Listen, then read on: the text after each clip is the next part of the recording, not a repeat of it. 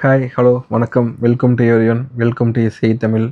இதில் நம்ம இன்றைக்கி பார்க்க போகிறது ஹிட் 3 அப்படிங்கிற படத்தோட ரிவ்யூ தான். இந்த படம் மே கடந்த மே 1 வந்து தேட்டரில் ரிலீஸ் ஆச்சு. இப்போ வந்து நெட்ஃப்ளிக்ஸில் வந்து ரிலீஸ் ஆகிருக்கு. ஸோ படத்தோட ரன்னிங் டைம் பார்த்திங்கன்னா 157 மினிட்ஸு, அதாவது 2 மணி நேரம் 37 நிமிஷம். படம் ஆக்சுவல் லாங்குவேஜ் வந்து தெலுங்கு. அதே இது இப்போ நெட்ஃப்ளிக்ஸில் பார்த்திங்கன்னா ஹிந்தி, தமிழ், மலையாளம், கன்னடா எல்லா லாங்குவேஜ்லையுமே கிடைக்கிது. படம் ஜானர் பார்த்தீங்கன்னா க்ரைம் த்ரில்லர் ஜானர் தான். இந்த படத்தோட ஹிட்டோட முந்தைய பாகங்களில் வந்த மாதிரி இதுவும் ஒரு க்ரைம் த்ரில்லர் ஜானர் தான். ரேட்டிங்ஸ் வந்து பார்த்தீங்கன்னா படம் ஃபுல்லாக ஆரம்பத்துலேருந்து இறுதி வரைக்கும் ரத்தம் தெரிக்கிற மாதிரியான காட்சிகள் படம் முழுக்க இருக்குது. ஸோ வந்து இப்போ பெரியவங்க மட்டும் பார்க்குற மாதிரியான படம் தான். இதில் வந்து பார்த்திங்கன்னா நானி வந்து ஹீரோவாக நடிச்சிருக்காரு. ஸ்ரீநிதி வந்து ஹீரோயினாக நடிச்சிருக்காங்க. அவங்க வந்து ஹீரோயினாக வராங்க. அப்புறம் வந்து பிரதீக் பாபர் அப்படிங்கிறவர் ஆல்ஃபா அப்படிங்கிற கேரக்டராக வந்துட்டுருக்காரு. அதை தாண்டி ராவ் ரமேஷ் அப்படிங்கிறவர் வர்றாரு. சமுத்திரக்கனி அப்பாவாக வர்றாரு. அப்புறம் மற்ற கேரக்டர்லேயும் நிறைய பேர் வராங்க. ஸோ இதில் வந்து இது என்ன பிளாட் அப்படின்னா, நானி வந்து ஒரு போலீஸாக இருக்கார். அவர் போலீஸாக இருக்க இடத்துல வந்து ஒரு கொலை நடக்குது. அந்த கொலையில் வந்து பார்த்திங்கன்னா தலைகளை கட்டி போட்டு கழுத்தை அறுத்து உடல்லேருந்து ஒரு சில பாகங்களை எடுத்து உடலேருந்து ஒரு சில பாகங்கள் எடுக்கிறாங்க. அப்படி எடுத்து கொலை நடக்குது. அதை வந்து அவர் இன்வெஸ்டிகேட் பண்ணி அவர் ஒரு கொலையிலையை பிடிச்சி வச்சுருக்காரு.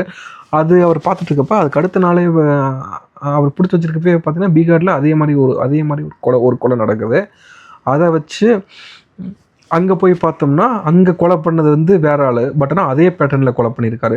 அப்போ அதை வச்சு இதே பேட்டர்னில் வந்து எங்கெங்கே கொலை நடந்திருக்கு அப்படின்னு எடுத்து பார்த்தா கிட்டத்தட்ட ஒரு 13 கொலை ஒரே பேட்டர்னில் ஒரே மாதிரி நடந்திருக்கு. ஸோ பட் ஆனால் செத்தவங்களும் சரி, அந்த கொலை பண்ணவங்களும் சரி, யாருக்கும் எந்த சம்மந்தமுமே இல்லை, யாருக்கும் எதுவுமே இல்லை. அப்போ தான் அவர் வந்து எல்லாத்தையும் பிடிச்சி வச்சு என்ன எதுன்னு சொல்லி அவர் செக் பண்ணி பார்த்தோம்னா ஒவ்வொருத்தட்டையும் ஒரு மாதிரி டேட்டூ இருக்குது. ஒவ்வொருத்தர்கிட்டையும் ஒரே மாதிரி இது இருக்குது. அது என்னென்னு செக் பண்ணி பார்த்தா அப்போ தான் சிடிகே அப்படிங்கிற ஒரு டார்க் வெப்போட ஒரு ஒரு கல்ட்டு, சினிஸ்டர் கல்ட்டு அப்படிங்கிற ஒரு இதை பிடிக்கிறாங்க. அது சிடிகே அப்படின்னா கேப்சர், டார்ச்சர், கில். அதாவது டார்க் வெப்பில் அவங்க ஒரு குரூப் மாதிரி இருக்காங்க. நமக்கு சோஷியல் மீடியா மாதிரி அவங்களுக்கு ஒரு குரூப் இருக்குது. அந்த குரூப்பில் வந்து அந்த குரூப் நேம் தான் சிடிகே அப்படிங்கிறது, கேப்சர், டார்ச்சர், கில் அப்படிங்கிறது. அந்த குரூப்பில் வந்து அவங்க டாஸ்க் கொடுப்பாங்க. அவங்க டாஸ்க் கொடுத்து இந்த மாதிரி நீங்கள் கொலை பண்ணணும், மினிமம் 2 கொலை பண்ணால் தான் நீங்கள் வந்து இந்த கல்ட்டில் ஜாயின் பண்ண முடியும் அப்படிங்கிற மாதிரி டாஸ்க்லாம் கொடுத்து இதெல்லாம் பண்ணுறாங்க. அதுக்காக அவங்க வந்து கொலை பண்ணுறாங்க. அப்படி கொலை பண்ணி அந்த மாதிரி அவங்க இது பண்ணுறதுனால அதில் ஜாயின் பண்ணுறதுக்காக நிறைய பேர் வந்து நிறைய இடத்துல அந்த மாதிரி மாறி கொலை பண்ணிகிட்ருக்காங்க. அதுதான் வந்து நடந்துகிட்ருக்கு. ஸோ இந்த மாதிரி கல்ட்டில் இருக்கவங்க இயர்லி ஒன்ஸ் அங்கங்கே சந்திப்பாங்க அப்படிங்கிற மாதிரி வருது. அப்போ அவங்கள பிடிக்கணும் அப்படின்னா அவங்கள எங்கே சந்திக்கிறது, என்ன ஏதுன்னு கேட்குறதுக்காக அவர் 2 பேரை பிடிச்சிப்பார். பீகாரில் ஒருத்தனை, அவர் இருந்த இடத்துல ஒருத்தரை பிடிச்சிருப்பாங்க. இப்போ 2 பேர்த்தையும் அவர் வந்து ரொம்ப டார்ச்சர் பண்ணி விசாரிக்கிறாரு, இது பண்ணுறாரு. அதுக்கு முந்தின கேஸில் வந்து அப்போ ஒருத்தனை பிடிக்கிறப்ப அவர் வந்து ஒரு 4 பேரை வந்து ரொம்ப கொடூரமாக அடிச்சிருப்பார். நானி வந்து பார்த்திங்கன்னா ரொம்ப ஒரு கொடூரமான போலீஸாக தான் இருக்கார். யாரை பார்த்தாலும் அடிக்கிறது, கொல்றது, இது பண்ணுறதுன்னு ரொம்ப வந்து இதாகத்தான் ரொம்ப ரொம்ப கோவப்படுற மாதிரி, ரொம்ப ஒரு வயலன்ஸில் இது பண்ணுற மாதிரி தான் இருக்கார். ஸோ அவர் பிடிச்சி அப்படி இது பண்ணுறப்ப முன்னாடி அவர் பிடிக்கிறப்போ ஒரு 4 பேர் அடிச்சிருப்பார். அதில் ஒருத்தவங்க செத்து போயிடுவான். ஸோ நீங்கள் வந்து இங்கே இருக்கக்கூடாது, நீங்கள் இங்கே இருந்தீங்கன்னா பிரச்சனை, யாரும் வெளியே போங்கன்னு சொல்லி சீனியர் ஆஃபீஸர் சொல்லிட்டு இருப்பார். அப்போ வந்து இல்லை, அவர் எல்லாம் 2 பேரும் பிடிச்சி வச்சுருவார். டீட்டெயில்ஸ் கேட்கணும்னு சொல்லிட்டு அப்படி டார்ச்சர் பண்ண ஆரம்பிப்பார். டார்ச்சர் பண்ணிகிட்ருக்கப்ப ஒருத்தன் டார்ச்சருக்கு பயந்து பக்கத்தில் இருக்க துப்பாக்கி எடுத்து அவனே சுட்டுக்கு செத்துருவான். ஸோ வேறு வழி இல்லாமல் அவரை ட்ரான்ஸ்ஃபர் பண்ணிடுவாங்க. அவரை ட்ரான்ஸ்ஃபர் பண்ணதுக்கப்புறம் அவர் அந்த கல்ட்டு குரூப்பை வந்து அந்த கல்ட்டு குரூப்பை திரும்ப எப்படி பிடிச்சாரு, எப்படி இது பண்ணார், அதுக்குள்ளே போனாரா, அந்த கல்ட்டு குரூப்பை எப்படி அவர் வந்து கட்டுப்படுத்தினார், அதை எப்படி தடுத்தார் அப்படிங்கிறது தான் படத்தோட கதை. ஆக்சுவலாக இது வந்து இப்படி ஆரம்பிக்கிற கதை. அதுக்கப்புறம் வந்து படம் முழுக்கவே ரத்தம் தான். அவர் திரும்ப இங்கே வராரு. அதுக்கப்புறம் அவர் எடுக்கிற முயற்சிகள், ஒவ்வொரு இடத்துலையும் அவர் பண்ணுறது எல்லாமே ரொம்ப ரொம்ப ஒரு இதாக தான் போகுது. ஸோ படத்தில் நானி வந்து இதாக நடிச்சிருக்காரு. ஸ்ரீநிதி வந்து ஆஸ் யூஷுவல் எல்லாத்துக்குமே தெரிஞ்ச ஒரு ட்விஸ்ட்டு தான். ஆனால் அதை பெரிய ட்விஸ்ட்டாக காமிக்காமல் ஒரு சாதாரணமாக அவங்க கடந்து போகிறாங்க. அது வரைக்கும் அது ஓகே. அது ஒன்று. அப்புறம் வந்து பார்த்திங்கன்னா டைரக்ஷன் வந்து சைலேஷ் கொலோனோ அப்படிங்கிறவர் வந்து ஹிட் 1 ஹிட் 2 அது 2 படத்தையுமே எடுத்த சைலேஷ் கொலானோ அப்படிங்கிறவர் தான் இந்த படத்தையும் இயக்கியிருக்காரு. ஸோ அதோட அந்த வரிசையில் இது வந்து ஒரு ஹிட் 3rd கேஸ் அப்படிங்கிறத எடுத்துருக்காரு. ஹிட் ஃபஸ்ட் கேஸ்னு ஒரு படம், செகண்ட் கேஸ்னு ஒரு படம், இது வந்து ஹிட் 3rd கேஸ் அப்படிங்கிற இந்த படத்தை எடுத்திருக்காரு. இதில் வந்து இந்த படத்தையும் அதே மாதிரியான ஒரு ஜானரில் தான் கொடுத்துருக்காரு. ஸோ இந்த படம் வந்து ஆஸ் யூஷுவல் அந்த இதில் வர மாதிரியே ஒரு ஒரு ஒரு கேஸ் எடுத்து அந்த case full and full investigation அது வந்து அப்படியே போகுது. படத்தில் வந்து ஸ்ட்ரென்த்துன்னு பார்த்தீங்கன்னா படம் ஃபுல் அண்ட் ஃபுல் ஒரு கமர்ஷியல் எலிமெண்ட்ஸோட ஒரு இதோட தான் எடுத்துருக்காங்க. அந்த ஃபஸ்ட்டு செகண்டில் வர மாதிரி ஃபுல் அண்ட் ஃபுல் இன்வெஸ்டிகேஷன் டைப்பாக போகாமல் இது வந்து இது வயலன்ஸ் தான் அதிகமாக இருக்குது. படம் ஆரம்பிச்சிருந்து கடைசி வரைக்கும் வயலன்ஸ் தான்.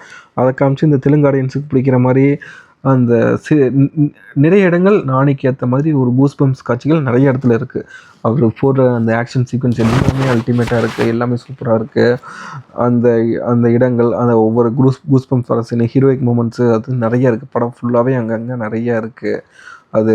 அதே மாதிரி ஸ்டோரியும் ஆஸ் யூஷுவல் கிரிப்பிங்கான ஸ்டோரி. எந்த இடத்துலையுமே படம் ஆரம்பிச்சிலேருந்து கடைசி வரைக்கும் எங்கேயுமே வந்து படம் வந்து போர் அடிக்காமல் லேக் ஆகாமல் ஸ்டோரி அங்கே இங்கேன்னு வந்து குழப்பாமல் இது பண்ணாமல் ப்ராப்பரான ஸ்டோரி ஒரே இதில் போகுது.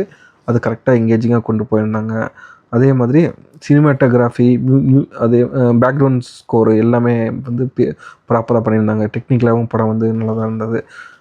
ஃப்ரான்ச்சைஸ் கண்டினியூட்டி, அந்த கண்டினியூட்டியை வந்து அதே மாதிரி ஒரு த்ரில்லர் ஸ்டோரி அப்படியே கொண்டு போயிருந்தாங்க. படத்தில் வந்து வீக்னஸ் என்னென்ன அப்படின்னா வயலன்ஸு, எக்ஸசிவ் வயலன்ஸ், ரொம்ப பார்க்குறவங்கள பூரா கொண்டுகிட்டே இருந்த மாதிரி ரத்தம் வந்து தெரிக்க இந்தளவுக்கு வயலன்ஸ் தேவையா அப்படிங்கிற மாதிரி இருந்தது. மற்ற படத்துலலாம் ஒரு கேங்ஸ்டர் மூவி அந்த மாதிரி வச்சு இது பண்ணாங்க. இதுலேயும் பார்த்தீங்கன்னா ஒரு த்ரில்லர் இன்வெஸ்டிகேஷன் மூவி அப்படின்னு சொல்லிட்டு படம் ஃபுல்லாகவே இவ்வளோ வயலன்ஸ் தேவையா? அதாவது ஒரு போலீஸ் இவ்வளோ வயலன்ஸ் பண்ணுறப்ப அது வந்து இன்னும் தவறாக தான் இருக்குது. இப்போ ஒரு ரவுடி படம், கேங்ஸ்டர் படம் அவங்க அப்படி பண்ணுறாங்கன்னா ஓகே, அவங்க அது வந்து ஓரளவுக்கு ஜஸ்டிஃபை பண்ணுற மாதிரி இது கொண்டு போகிறாங்க, ஓகே. பட் ஆனால் ஒரு போலீஸ் அப்படிங்கிறவர் இவ்வளோ வயலன்ஸில் இது பண்ணுறாரு, இவ்வளோ வன்முறையில் இறங்குறாரு அப்படிங்கிறப்ப அது ஒரு ஹீரோ கேரக்டராக காமிக்கிறப்ப திரும்ப சமூகத்தில் ஒரு தவறான கருத்தை தான் காமிக்கும். அப்போ போலீஸுங்கிறவங்க என்ன வேணாலும் பண்ணிக்கலாம் அப்படிங்கிற மாதிரி தான் இதாக இருக்கும். இப்போ கூட சமீபத்தில் போன வாரத்தில் இந்த பைக்கில் போயிட்டு இருந்தப்போ ட்ரிபிள்ஸ் போயிருக்காங்க குழந்தைய வச்சுக்கிட்டு. அப்போ வந்து போலீஸ்கார் நிறுத்த சொல்லியிருக்காங்க, நிறுத்தாமல் போயிருக்காங்க. ஆஸ் யூஷுவல் நிறைய பேர் அது பண்ணுறது தான். அப்படி பண்ணுறப்ப அதை நிறுத்துறேன் அப்படின்னு சொல்லி அவங்க பைக்கை பிடிச்சி நிறுத்துறப்ப கீழே குழந்தை வந்து இறந்துருச்சு. ஸோ ஆக்சுவலாக இப்போ டிராஃபிக் வயலேஷன்ஸ் ஆகுது அப்படின்னா அவங்க ஜஸ்ட்டு அதை ஃபோட்டோ எடுத்து அதை டிக்கெட் போட்டு ஃபைன் போட்டுட்டு அவங்க வேலையை பார்க்கலாம். அவங்க எப்போ ஃபைன் கட்டுறாங்களோ அவங்க கட்டிக்கலாம், அதோடு அது பிரச்சனை முடிஞ்சிடும். ஆனால் அவங்க வந்து அவங்கள பிடிச்சி நிற்க வைக்கிறது, அவங்கள கெஞ்ச வைக்கிறது, சாவியை பிடிங்க வைக்கிறது, பைக்கை தூக்கிட்டு போகிறது, அது எல்லாமே அன்வான்டட். அது பண்ணவே கூடாது. இந்தியாவில் தான் இந்த தனி மனித உரிமை அப்படிங்கிறது கொஞ்சம் கூட ஒரு சாப்பாட்டில் போடுற கருவேப்பிலை கூட இங்கே வந்து யாருமே மதிக்கிறதே இல்லை.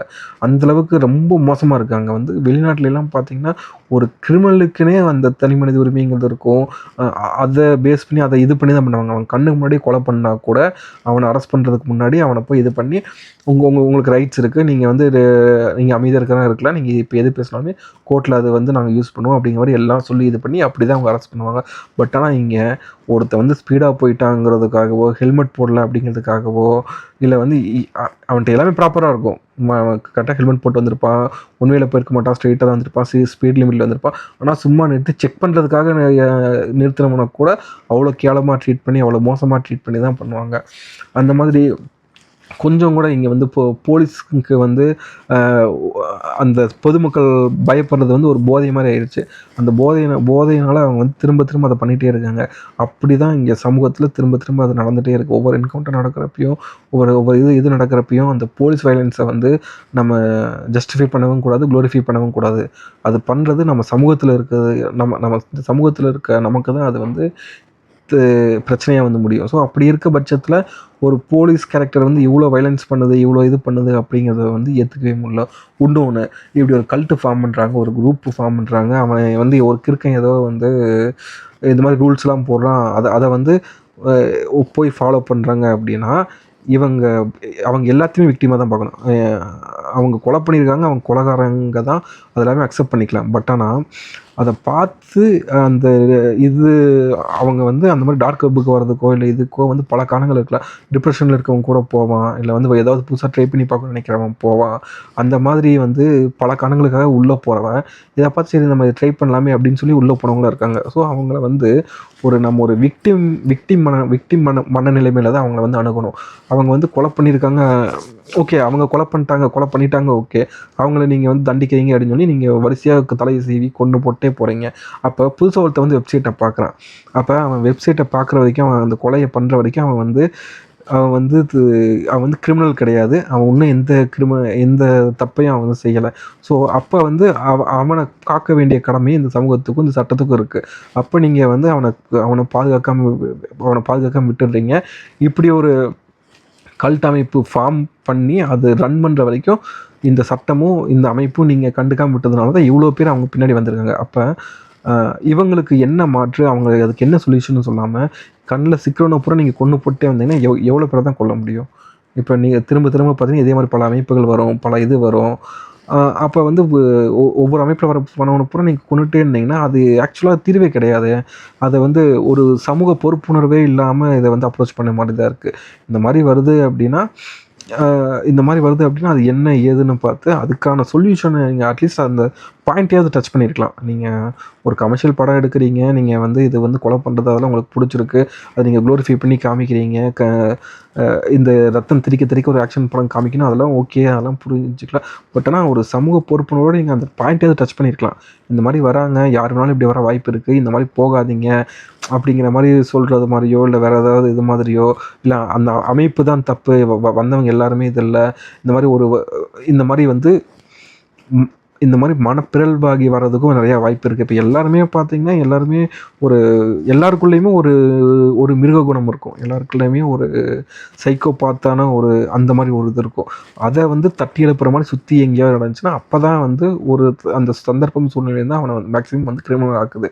அப்போ அந்த சந்தர்ப்பம் சூழ்நிலையை வந்து நீங்கள் மாற்றணுமே தவிர அந்த உள்ளுக்குள்ளே அந்த இன்டென்ஷன் இருக்க எல்லாமே கொள்ளணும்னா கிட்டத்தட்ட ஒரு 90% ஆட்களை இங்கே வந்து கொண்டு தான் ஆகணும். அப்படி கொள்வது வந்து இங்கே வந்து அது வந்து சொல்யூஷனும் ஆகாது, அது வந்து சரியும் கிடையாது.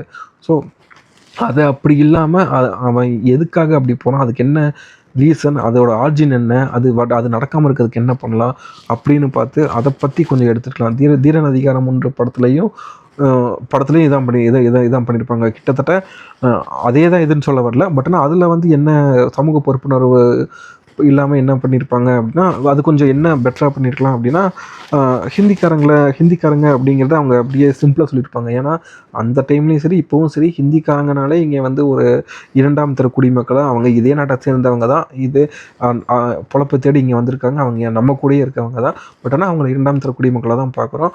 ட்ரெயினில் பார்த்தாலும் நம்ம இது பண்ணுறோம், ரோட்டில் பார்த்தாலும் எங்கே பார்த்தாலுமே அவங்க வந்து அவங்கள நம்ம இதைத்தான் பண்ணிகிட்ருக்கோம். நம்ம அவங்ககிட்டயும் நிறைய நெகட்டிவ்ஸ் இருக்குது, அதை அக்செப்ட் பண்ணிக்கிறோம், அது இல்லைன்னு சொல்ல வரல.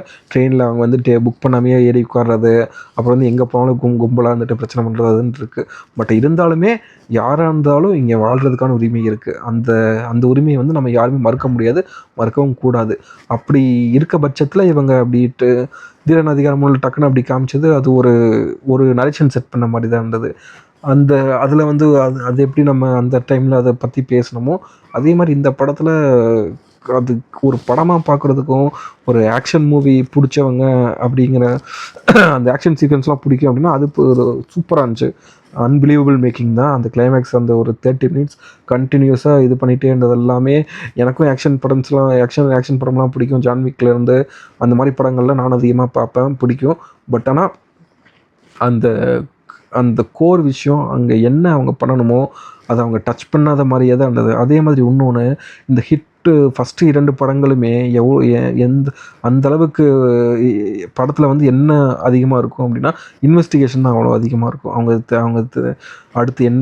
அடுத்துன்னு சொல்லிட்டு அவ்வளோ டீப்பாக அவ்வளோ இதை கொண்டு போயிட்டே இருப்பாங்க. அவ்வளோ இன்டெலிஜென்ட்டாக இருக்கும். அதில் வர ஹீரோவும் சரி அந்த கதையும் ரொம்ப அவ்வளோ இன்டெலிஜென்ட்டாக கொண்டு போவாங்க, அவ்வளோ இதாக இருக்கும். பட் ஆனால் இதில் நானும் இன்டெலிஜென்ட்டாக தான் பண்ணுறாரு, ஓகே. பட் ஆனால் ஃபுல் அண்ட் ஃபுல் அவங்க வயலன்ஸியாக கீழே எடுத்த மாதிரி இருந்தது. அந்த படத்தோட ஃப்ரான்ச்சைஸ்க்கான ஒரு பேஸ் வந்து அவங்க அப்படியே அதை வந்து இது பண்ணாமல் கொண்டு போயிருக்கலாம். இல்லை ஒரு ஹீரோ வந்து அந்த டைரக்டர் வந்து இந்த நானிக்காக ஒரு படம் பண்ணுறேன், கமர்ஷியலாக ஒரு படம் பண்ணுறேன்னா அவர் தனியாக கூட பண்ணியிருக்கலாம்.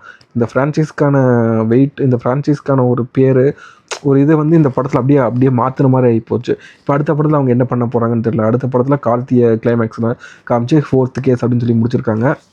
அவரை வச்சு என்ன ஃபுல் லென்த்து ஆக்ஷன் படம் எடுக்க போகிறாங்களா, இல்லை கமர்ஷியல் சினிமா சிங்கம் மாதிரி எதையாவது கிண்டி வைக்க போகிறாங்களா, அது என்னென்னு தெரியல. ஸோ இந்த ஃப்ரான்ச்சைஸ்க்கான ஒரு இது அப்படியே போயிடுச்சு. அது ஃபுல் அண்ட் ஃபுல் இன்வெஸ்டிகேட்டிவ் த்ரில்லராக அந்த இது ஜானர் வந்து அப்படியே ஃபுல் அண்ட் ஃபுல் கமர்ஷியலாக அப்படியே மாற்றிட்டாங்க. அது ஒன்று இதாக இருந்தது. அப்புறம் அதான் நம்ம சொன்ன மாதிரி அது கொஞ்சம் சமூக பொறுப்புணர்வோட ஏதாவது பண்ணியிருக்கலாம்.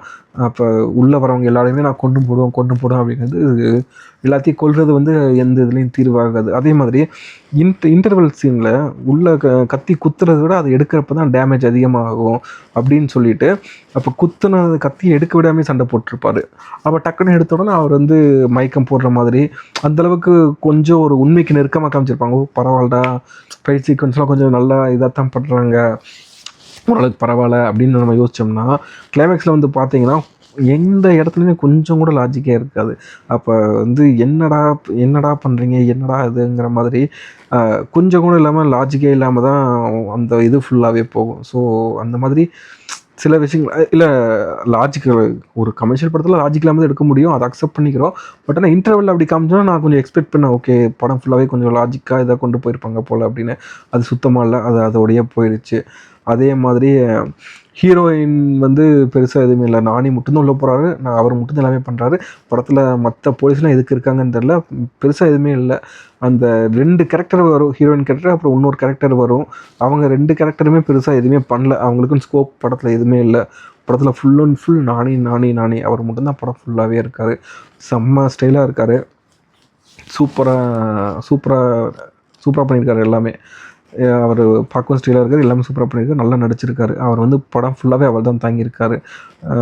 ஸோ தெலுங்குலேயும் நல்லா ஹிட், படம் நல்லா ஹிட் ஆகிருக்கு. படம் வந்து கலெக்ஷன் வைஸும் சரி எல்லாமே நல்லாயிருக்கு. நெட்ஃப்ளிக்ஸ்லேயும் இப்போ ரிலீஸ் ஆகிருக்கு, அதுலேயும் நல்லா தான் போகும். ஸோ இப்போ எல்லாருமே சொல்கிற ஒரே நெகட்டிவ் என்ன விஷயம்னா வயலன்ஸ் அதிகமாக இருக்குது அப்படிங்கிறது தான். வயலன்ஸ் கூட ஓகே, இந்த மாதிரி அது அவங்க படத்துக்கு கதைக்கு தேவையான பண்ணியிருக்கலாம். பட் ஆனால் இந்த கதையிலேயே ஒரு அடிப்படையில் ஒரு குற்றம் ஒரு தப்பு இருக்குது அப்படிங்கிறது தான் என்னோடய பார்வை. அந்த இதை வந்து அவங்க இன்னும் கொஞ்சம் பெட்டராக இது பண்ணியிருக்கலாம். அந்த இதை அணுகிறது சந்தர்ப்ப சூழ்நிலைகள்லாம் மாறுறாங்க அப்படின்னா அதை மாற்ற வேண்டியது தான் ஒரு சொல்யூஷனாக இருக்குமே தவிர அது அந்த இதில் மாட்டி உள்ள வரவங்களை அப்புறம் கொள்வது சொல்யூஷனாக இருக்காது. அப்படிங்கிறத அவங்க ஏதாவது ஒரு இடத்துல தொட்டிருக்கலாம், இல்லை அட்லீஸ்ட் வந்து எண்டு கார்ட்லையாவது எங்கேயாவது காமிச்சிருக்கலாம். அது எதுவும் இல்லாமல் அப்படியே போயிடுச்சு. ஸோ அவ்வளோதான். மற்றபடி படம் வந்து பார்த்திங்கன்னா படம் வந்து எங்கேஜிங்காக தான் இருக்கும். எங்கேயுமே வந்து நீங்கள் அவங்களுக்கு இதாக இருக்குது சரியில்லை அப்படிங்கிற மாதிரி எதுவும் இல்லை. படம் கண்டிப்பாக எங்கேஜிங்காக தான் இருக்கும், கண்டிப்பாக பார்க்கலாம். நெட்ஃப்ளிக்ஸில் வந்து அவைலபிளாக இருக்குது, நீங்கள் பாருங்கள். நீங்கள் ஆல்ரெடி எல்லாருமே படம் பார்த்துருப்பீங்க. இப்போ இந்த விஷயத்த சொல்லணும் அப்படிங்கிறதுக்காக தான் இந்த படத்தோட ரிவ்யூ போடலான்னு சொல்லிட்டு போட்டோம். மற்றபடி படம் தேட்டரில் நிறைய பேர் பார்த்துருப்பீங்க, பார்க்காதவங்க நெட்ஃப்ளிக்ஸில் கண்டிப்பாக பாருங்கள். இப்போ நீங்கள் பார்த்துருக்கீங்க அப்படின்னா உங்களோட கருத்து என்ன அப்படிங்கிறது நீங்கள் கமெண்ட்டில் சொல்லலாம். பார்க்கல அப்படின்னா பார்த்துட்டு வந்து உங்களோட கருத்தை கமெண்ட்டில் சொல்லுங்கள், எதுவாக இருந்தாலும். சரி, ஓகே. நம்ம அடுத்து இதே மாதிரி ஒரு படத்தோட ரிவ்யூவில் நம்ம சந்திப்போம். இது வரைக்கும் வீடியோ பார்த்த அனைவருக்கும் நன்றி.